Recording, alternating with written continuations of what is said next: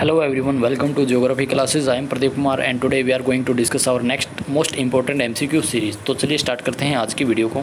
So here our next question is question number 61. Which one of the following passes connect Arunachal Pradesh and Tibet? तो इनमें से कौन सा पास है जो कि अरुणाचल प्रदेश को तिब्बत से जोड़ने का काम करता है? तो बेसिकली यहाँ पर पूछे गए हैं पासेस के बारे में. पास क्या होता है? जहाँ पर दो माउंटेन होते हैं, इन माउंटेन के बीच में जो भी आने जाने का एक रास्ता होता है जहाँ से हम ट्रैवल कर सकते हैं, मूव कर सकते हैं एक एरिया से दूसरे एरिया की तरफ, इस रूट को ही पास के नाम से जाना जाता है.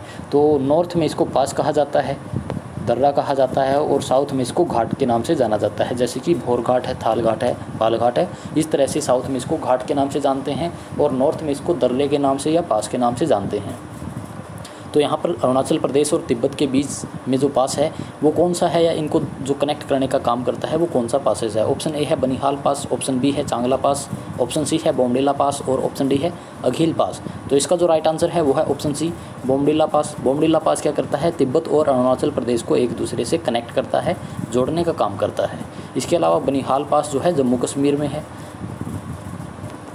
इसके बाद देखते हैं हमारा next question, question 62. Question number 62 है the decadal growth rate of Indian population between 2001 and 2011 census was.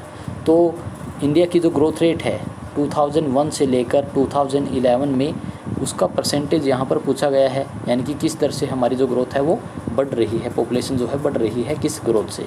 Option A है 16.4%, ऑप्शन बी है 17.64%, ऑप्शन सी है 18.64% और लास्ट ऑप्शन है ऑप्शन डी 19.64%. तो इसका जो राइट आंसर है वो है ऑप्शन बी, 17.64% की दर से हमारी पॉपुलेशन जो है वो इंक्रीज़ हुई है बिटवीन दिस डिकेड.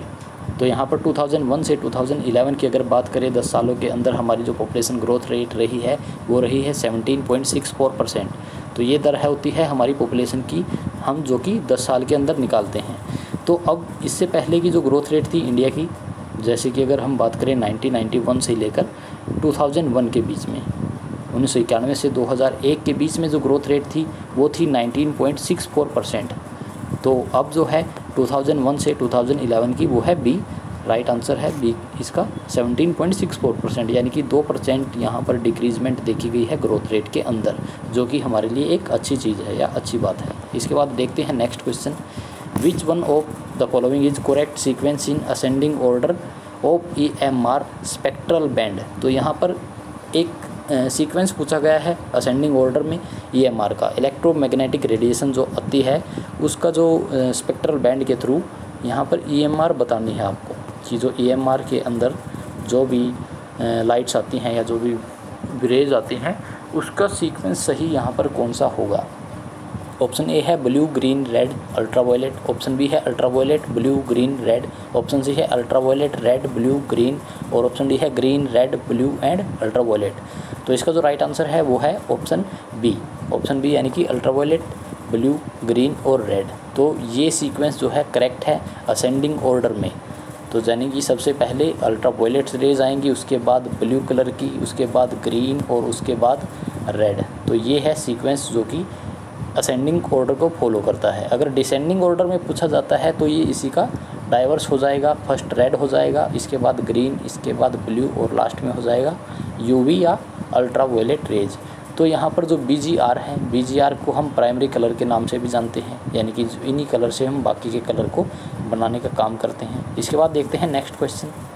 तो ये नेक्स्ट क्वेश्चन में वही क्वेश्चन पूछ लिया, विच one of the following group of colour is called primary colour. तो प्राइमरी कलर किसे कहा जाता है? हमने इससे पहले वाले क्वेश्चन में डिस्कस किया था कि जो 3 कलर हैं आपके BGR, ब्लू ग्रीन और रेड, नीला हरा और लाल, इन्हीं को कहा जाता है प्राइमरी कलर या प्राथमिक कलर या रंग के नाम से इनको जाना जाता है. तो इसमें ब्लू है, ग्रीन है और रेड है. तो इसके बाद देखते हैं हमारा नेक्स्ट क्वेश्चन जो कि है question number 65. Which one of the following term is use to measure the extreme peak in a normal distribution. तो यहाँ पर पूछा गया है कि एक नॉर्मल डिस्ट्रीब्यूशन के अंदर जो पीक पॉइंट होता है या एक्सट्रीम पॉइंट जो होता है उसको किस नाम से हम जानते हैं, या कौन सा टर्म उसके लिए यहाँ पर सूटेबल है. तो इस प्रकार से हम ग्राफ पर जो नॉर्मल फ्रीक्वेंसी डिस्ट्रीब्यूशन करते हैं उसमें अगर आपको 3 तरह की ये फ्रीक्वेंसी दी गई हैं, तो यहाँ पर जो फर्स्ट फ्रीक्वेंसी है उसको यहाँ पर पूछा गया है किस नाम से जाना जाता है। तो बेसिकली जो पीक होता है, जो पीक पॉइंट होता है, उसको कहा जाता है लेप्टोकुर्टिक। लेप्टोकुर्टिक के नाम से जाना जाता है एक्सट्रीम पॉइंट को। लेप्टोकुर्टिक के बाद का जो पॉइंट होता है या जो बाद की जो फ्रीक्वेंसी होती है मिडल की, उसको मेसोकुर्टिक के नाम से जाना जाता है। तो बीच की जो है वो है मेसोकुर्टिक, और लास्ट की जो फ्रीक्वेंसी होती है उसको कहा जाता है प्लेटिकुर्टिक। प्लेटिकुर्टिक यानी कि सबसे नीचे का पार्ट है। तो इस क्वेश्चन का जो राइट आंसर है वो है लेप्टोकुर्टिक। लेप्टोकुर्टिक जो पॉइंट होता है वो पीक पॉइंट माना जाता है एक नॉर्मल फ्रीक्वेंसी डिस्ट्रीब्यूशन के लिए। इस तरह से अगर पूछा जाए कि ये जो पीक है, इस पीक पॉइंट के लिए किस टर्म का हम यूज़ करेंगे, तो इसको कहा जाएगा लेप्टोकुर्टिक। अगर मिडिल का पूछा जाता है तो वो मेसोकुर्टिक हो जाएगा, और लास्ट का अगर पूछा जाता है तो वो प्लेटोकुर्टिक हो जाएगा। तो इसके बाद देखते हैं हमारा next question, question number 66। The direction of a horizontal line an inclined rock strata is known as. तो इनक्लाइंड रॉक स्ट्रेटा है, यानी कि आपको एक हॉरिजॉन्टल डायरेक्शन में एक लाइन दी गई है। इस तरह से जो रॉक्स होती हैं उसका जो स्ट्रक्चर होता है इस तरह से देखने को मिलता है। तो यहाँ पर जो हॉरिजॉन्टल लाइन शो करती है वो किस चीज़ को शो करती है? एंटीक्लाइन, डिप, साइनक्लाइन और स्ट्राइक। तो इसका जो राइट आंसर है वो होगा स्ट्राइक। स्ट्राइक को कहा जाता है नतिलंब, यानी कि ये जो वॉल की तरह की संरचना है ये एक वर्टिकल डायरेक्शन है इस तरह से, और ये हॉरिजॉन्टल लाइन है, हॉरिजॉन्टल डायरेक्शन है इस तरह से। अगर यहाँ पर पूछा जाता है इस डायरेक्शन को कौन सी लाइन यहाँ पर शो करती है या कौन सी जो टर्म है उसके लिए यूज़ की जाती है, तो वो हो जाता है डिप या नदी, जो कि वर्टिकल डायरेक्शन में होती है। अगर पूछा जाता है horizontal line, incline rock strata के बारे में, तो वो हो जाती है स्ट्राइक यानी कि नतिलंब। तो इस तरह के जो लंब होते हैं उसको स्ट्राइक या नतिलंब के नाम से जाना जाता है। एंटीक्लाइन और साइनक्लाइन आपने पहले भी देखा होगा, इस तरह की जो संरचना हो जाती है उसका जो ऊपर का जो पार्ट होता है उसको एंटीक्लाइन के नाम से जाना जाता है, और नीचे का जो पार्ट होता है यही वाला, इसको साइनक्लाइन के नाम से जाना जाता है।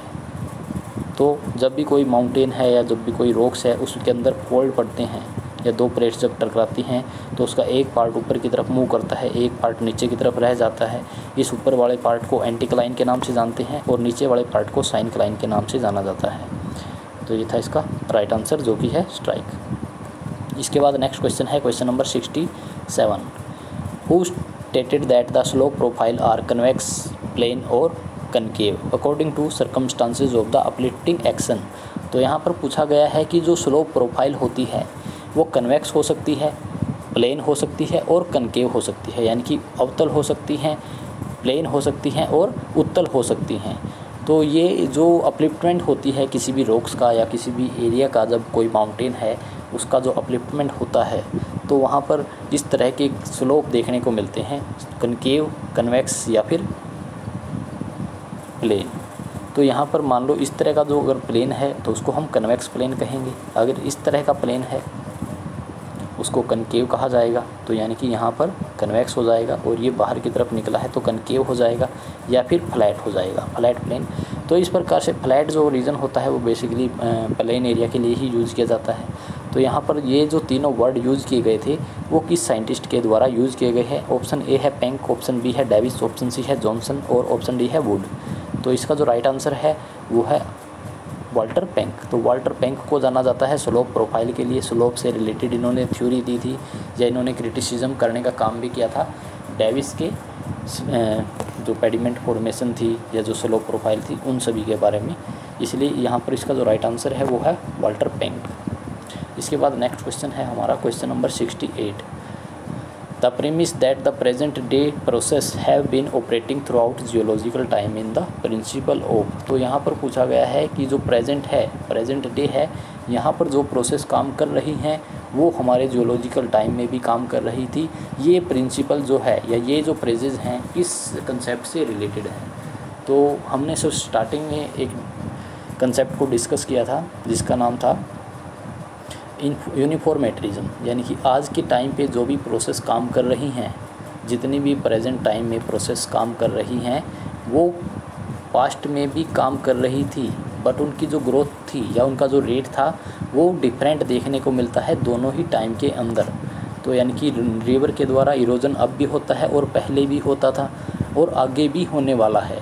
तो इस से रिलेटेड एक कंसेप्ट था जिसको हमने डिस्कस किया था और इस कंसेप्ट को लेकर आए थे जेम्स हटन 1785 में। उन्होंने ये कंसेप्ट दिया था, उनकी बुक थी थ्योरी ऑफ द अर्थ, उसमें उन्होंने इसको डिस्कस किया था जेम्स हटन को। तो इसका जो राइट आंसर है आपको सभी को पता लग ही गया होगा, वो है यूनिफॉर्मेट्रिज्म। यूनिफॉर्मेट्रिज्म यानी कि एकरूपतावाद का सिद्धांत। एकरूपतावाद में क्या होता है कि जो प्रोसेस आज के टाइम पे काम कर रही हैं वैसी ही प्रोसेस हमारी हिस्ट्री में या जियोलॉजिकल टाइम हिस्ट्री में भी वो प्रोसेस एक्टिव थी और काम कर रही थी। तो इसलिए यहाँ पर राइट आंसर हो जाएगा uniformitarianism given by James Hutton. इसके बाद हमारा नेक्स्ट क्वेश्चन है question number 69। Which one of the following is the correct average slope of a typical front in weather phenomena. तो यहाँ पर पूछा गया है कि कौन सा एक जो फ्रंट होता है उसका एवरेज स्लोप क्या होता है। एवरेज स्लोप का मतलब क्या है कि वो जो भी फ्रंट बनेगा वो ना ही ज़्यादा स्टीप हो और ना ही ज़्यादा फ्लैट हो, तो उसका जो एवरेज स्लोप होता है वो कितना होता है। तो एवरेज स्लोप के लिए ऑप्शन दिया गया है, ए है 1:150, बी है 1:100, ऑप्शन सी है 1:50 एंड ऑप्शन डी है 1:5। तो इसका जो राइट आंसर है वो है ऑप्शन बी 1:100। तो कोई भी जो फ्रंट होता है, कोई भी फ्रंट होता है, जब भी कोई फ्रंट बनता है उसमें बेसिकली फ्रंट में होता क्या है, एक तरफ से वार्म एयर और एक तरफ से कोल्ड एयर जब एक दूसरे के सामने आती हैं तो वो एक दूसरे में मिक्स नहीं हो पाती, तो उनके बीच में एक ट्रांजिशन जोन बन जाता है जिसको फ्रंट के नाम से जाना जाता है। बाद में इनमें से जो भी एयर स्ट्रॉन्ग होती है वो दूसरी को या तो नीचे की तरफ दबा देगी या फिर ऊपर की तरफ उसको उठा देगी। तो जो कोल्ड एयर होती है वो नीचे की तरफ मूव करती है और वार्म एयर जो है वो ऊपर की तरफ मूव करती है। तो इनके बीच में जो ट्रांजिशन जोन बना रहता है और इसका जो एवरेज स्लोप होता है वो होता है 1:100 का। तो 1:100 का यहाँ पर जो स्लोप है वो देखने को मिलता है। इसके बाद नेक्स्ट क्वेश्चन है हमारा लास्ट क्वेश्चन आज का, question 70। In which one of the following atmospheric layer temperature remains constant. तो यहाँ पर पूछा गया है कि कौन सी एटमॉस्फेरिक लेयर ऐसी है जहाँ पर हमारा जो टेम्परेचर है वो कांस्टेंट रहता है, यानी कि ना ही वो कम होता है, ना ही डिक्रीज़ होता है और ना ही इंक्रीज़ होता है। तो ऐसी कौन सी लेयर है। ऑप्शन ए है स्ट्रेटोस्फेयर, ऑप्शन बी है ट्रोपोपोज, ऑप्शन सी है मेसोस्फेयर और ऑप्शन डी है ट्रोपोस्फेयर। तो इसका जो राइट आंसर है शायद आपको पता ही होगा, वो है ट्रोपोपोज। ट्रोपोपोज यानी कि अक्षोभ सीमा। अक्षोभ सीमा क्या होती है, अक्षोभ सीमा को जानने से पहले हम जान लेते हैं हमारी जो अर्थ है, अर्थ को चारों तरफ से आपको पता है एटमॉस्फेयर ने कवर किया है। हमारे एटमॉस्फेयर जो कि एक थिन लेयर होती है गैसेस की, तो इसमें कुछ लेयर्स देखने को मिलती हैं। जो फर्स्ट लेयर होती है इसकी, उसको हम ट्रोपोस्फेयर के नाम से जानते हैं। यह है फर्स्ट लेयर ट्रोपोस्फेयर, जो कि 8 to 18 किलोमीटर या 16 किलोमीटर तक फैली होती है। तो बेसिकली जो इक्वेटर है वहाँ पर इसकी जो लेंथ है वो हाइट है वो मैक्सिमम है और पोलर एरिया में इसकी जो हाइट है वो कम है। इसके बाद सेकंड लेयर होती है स्ट्रेटोस्फेयर। लेकिन स्ट्रेटोस्फेयर लेयर में जाने से पहले यहाँ पर आपको एक ट्रांजिशन जोन मिलेगा जिसको ट्रोपोपोज के नाम से जानते हैं। ट्रोपोपोज जो कि ट्रोपोस्फेयर और स्ट्रेटोस्फेयर के बीच में देखने को मिलती है। इस लेयर में ना ही टेम्परेचर कम होता है ना ही ज़्यादा होता है। तो स्टार्टिंग की जो लेयर है ट्रोपोस्फेयर, इसमें हाइट के अकॉर्डिंग टेम्परेचर कम होना स्टार्ट हो जाता है। 165 मीटर की हाइट पर आपको पता ही होगा 1 डिग्री जो सेल्सियस टेम्परेचर है वो डिक्रीज़ हो जाता है, यानी कि कम हो जाता है। इसके बाद स्ट्रेटोस्फेयर है। स्ट्रेटोस्फेयर में जैसे ही हम एंटर करते हैं तो टेम्परेचर क्या करता है, इंक्रीज़ होना स्टार्ट हो जाता है, क्योंकि जो आपकी ओजोन लेयर है वो स्ट्रेटोस्फेयर में ही देखने को मिलती है, जिसके कारण भी इसका टेम्परेचर जो है बढ़ जाता है।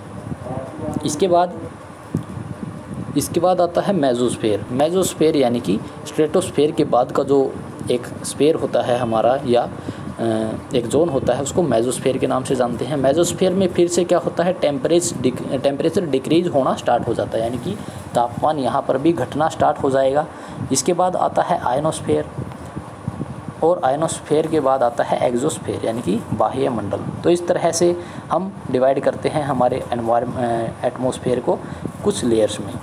तो ये लेयर्स थी, इनको कभी पूरी की पूरी डिटेल में हम डिस्कस करेंगे। तो इस क्वेश्चन का जो राइट आंसर होगा वो होगा ट्रोपोपोज। ट्रोपोपोज एक ऐसी लेयर होती है, क्षोभ सीमा इसको कहा जाता है, जहाँ पर टेम्परेचर कांस्टेंट रहता है, यानी कि स्थिर हो जाता है, ना तो वो ज़्यादा होता है ना ही कम होता है। तो ये थी आज की वीडियो, मिलते हैं एक नई वीडियो में, तब के लिए thank you and God bless you all.